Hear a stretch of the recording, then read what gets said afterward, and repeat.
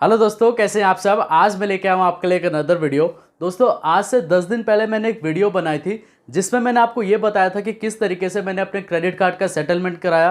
क्या क्या मेरे साथ हुआ, कैसे मैंने रिकवरी एजेंट को हैंडल की और कैसे मेरा सिविल 640 जो हो चुका था और कैसे मैंने उसको 771 किया। वो सारी जानकारी मैंने जो है वो 3 वीडियो पे दी हुई है। लेकिन काफ़ी सारे लोग मेरे से ये सवाल पूछ रहे थे कि आपका जब आपने सेटलमेंट कराया उसके कितने दिन के बाद आपको जो है वो लोन मिला और कैसे मिला, कहाँ पर आपने अप्लाई किया, तो वो जानकारी मैं आपको देने वाला हूँ। तो दोस्तों, पहली बात मैं ये बता दूँ कि जो मैंने वीडियो बनाई थी तो वहाँ पर काफ़ी सारे लोग मेरे से ये पूछ रहे थे क्या मैं सुसाइड कर लूँ, मेरे को क्या करना चाहिए। तो दोस्तों, आप टेंशन फ्री रहिए, कुछ भी नहीं होता। अगर आपने पास पेमेंट नहीं है, अगर आपके पास पेमेंट नहीं है कि आप उसका जो भी आपके पास क्रेडिट कार्ड है या लोन है उसका पेमेंट नहीं कर पा रहे हैं, रिकवरी एजेंट आपके पास आ रहे हैं, तो प्लीज़ ऐसा कुछ भी मत कीजिए। अपने लोकल पुलिस की हेल्प ले लीजिए, या अगर आप कोर्ट में, मैंने उसके ऊपर भी वीडियो बना रखा है कि कैसे आपको रिकवरी एजेंट का हैंडल करना, लेकिन आपको कोई कुछ भी नहीं कर सकता। उसका टेंशन आप दूर कर लीजिए कि रिकवरी एजेंट आपके साथ कुछ कर सकता है या बैंक आपके साथ कुछ कर सकती है। अगर आप पैसे नहीं है आपके पास, अगर आप पे नहीं कर पा रहे हैं, तो उस केस के अंदर दोस्तों आपको एक ही चीज़ करना है कि किसी भी तरीके का, मतलब आपको ऐसा नहीं हरकत करना है कि मतलब आपके घर पे रिकवरी एजेंट आ रहे हैं तो आप उस पर ही चढ़े जा रहे हो या उस पर ही उससे लड़ाई कर रहे हो, या बैंक जो भी कॉल्स आ रहा है आप उसको टालो नहीं। रिकवरी का एजेंट आ रहा है, कोई बात नहीं, आने दो, ऐसा कुछ करने की जरूरत नहीं है। लास्ट में आपका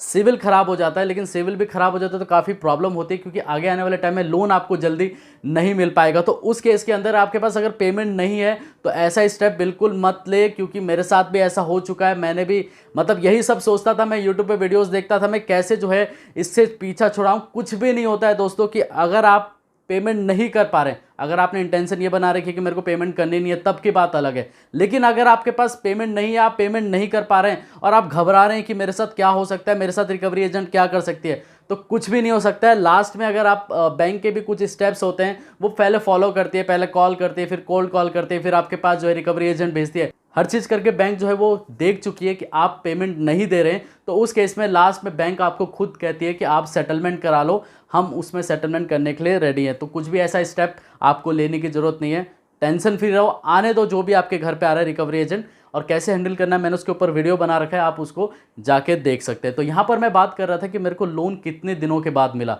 तो जैसे कि आप मेरे लेफ्ट हैंड साइड में देख रहे हैं दोस्तों, यहाँ पर मैंने 190 दिन, आप देख रहे होंगे 190 दिन जो है मैंने पेमेंट नहीं की थी, करीबन करीबन 6 महीने जो है अपने क्रेडिट कार्ड का पेमेंट नहीं किया, और लास्ट में मैंने इसका सेटलमेंट करा लिया। तो उसके बाद तो मानो कि मेरे को तो लोन मिलना ही मुश्किल हो गया। मतलब कम से कम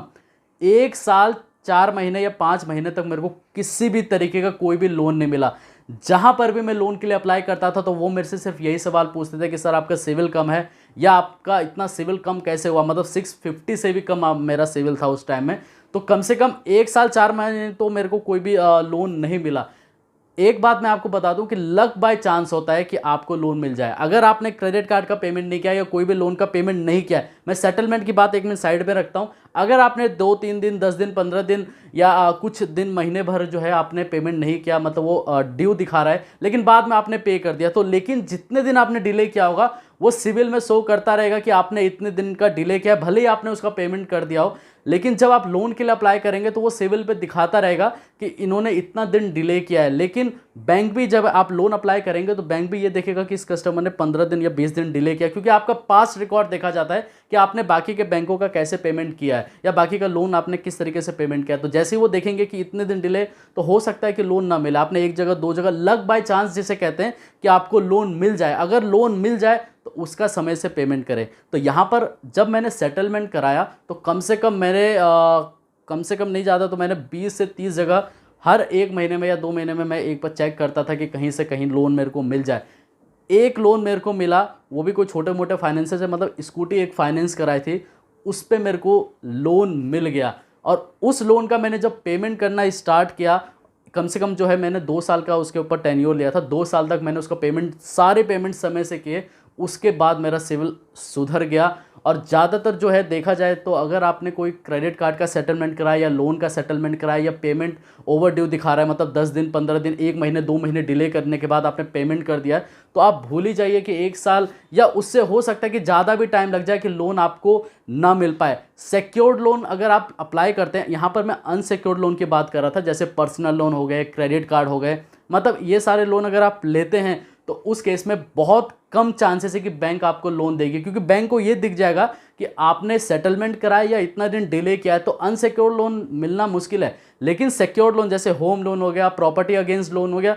ये आपको इजीली मिल जाए अगर आपका सिविल कम भी है, क्योंकि इस केस में बैंक जो है पेमेंट नहीं करते हैं, तो उस केस में बैंक चाहे तो आपकी जो प्रॉपर्टी अगेंस्ट लोन है तो उस प्रॉपर्टी को नीलाम कर सकती है, या अगर आपने होम लोन लिया है तो वो भी जो है बैंक उसके ऊपर कब्जा कर सकती है, क्योंकि सारे जो पेपर्स होते हैं बैंक के पास आपके अधिकार काफ़ी कम हो जाते हैं, क्योंकि सारे डॉक्यूमेंट जो है ओरिजिनल डॉक्यूमेंट आप बैंक में सबमिट कर देते, तो बैंक को ये राइट हो जाता है कि अगर आप पेमेंट नहीं करते तो या तो घर बेच सकती है या प्रॉपर्टी आपकी जो है वो सील कर सकती है, नीलाम कर सकती है। तो यहाँ पर मैं आपको यही बताना चाहता हूँ कि अगर आप क्रेडिट कार्ड का या पर्सनल लोन का सेटलमेंट कराते हैं तो बहुत ही रेयर केस में आपका लोन अप्रूव्ड होगा। अगर हो भी जाता है तो लक बाय चांस, मतलब 1 साल या उससे भी ज़्यादा टाइम लग जाता है लोन मिलने में। मेरे को जो है कम से कम 1 साल 4-5 महीने का जो है टोटल टाइम लगा किसी भी तरीके का लोन, मतलब अनसिक्योर्ड लोन लेने में, क्योंकि आप जानते हैं कि बैंक जो है वो फूक फूक के कदम लेती है अनसिक्योर्ड लोन में, क्योंकि वो भी देखती है कि इस कस्टमर ने जो भी लास्ट पेमेंट की है वो किस तरीके से की है। तो यहाँ अगर आप अपने क्रेडिट कार्ड का सेटलमेंट कराते हैं या लोन का सेटलमेंट कराते हैं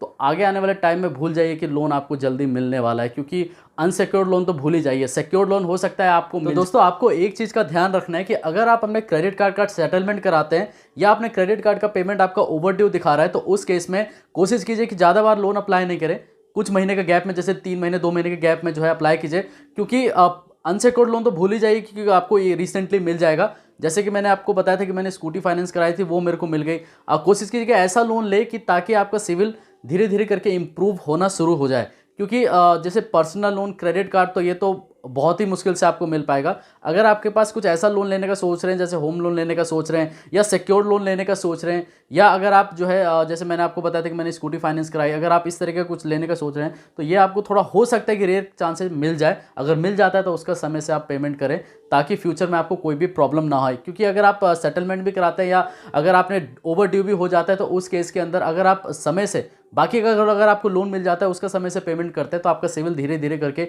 इंप्रूव होना शुरू हो जाता है। क्योंकि मेरा भी सिविल 640 था, अगर अभी अपडेटेड सिविल अगर मैं आपको दिखाऊं तो 756-57 के करीबन मेरा सिविल आपको दिखा रहा होगा लेफ्ट हैंड साइड में। तो ये मेरा आज का सिविल है। तो मैं भी आपको यूट्यूब पे काफ़ी सारे ऐसे वैसे वीडियोज़ मिल जाएंगे, लेकिन मैं जो बता रहा हूँ आपको वीडियो, क्योंकि मेरे साथ सारा कुछ ऐसा हो चुका है, क्योंकि मैंने सारे स्टेप फॉलो किए हैं, क्रेडिट कार्ड का सेटलमेंट, एजेंट वगैरह सारा चीज़ कर रखा है। वही आपको सही जानकारी दे सकता है जिसके साथ ऐसा हुआ है। नहीं तो वीडियो बनाने वाले काफ़ी है जो देख के बता देते हैं कि हाँ ये हुआ वो हुआ, लेकिन मेरे साथ जो हुआ वो मैं आपको बता रहा हूँ। तो आप कोशिश कीजिए दोस्तों कि जो भी आपके पास पेमेंट आए या जो भी आप लोन लें तो उसका समय से पेमेंट करें ताकि फ्यूचर में आपको कोई भी प्रॉब्लम ना हो। ठीक है दोस्तों, धन्यवाद।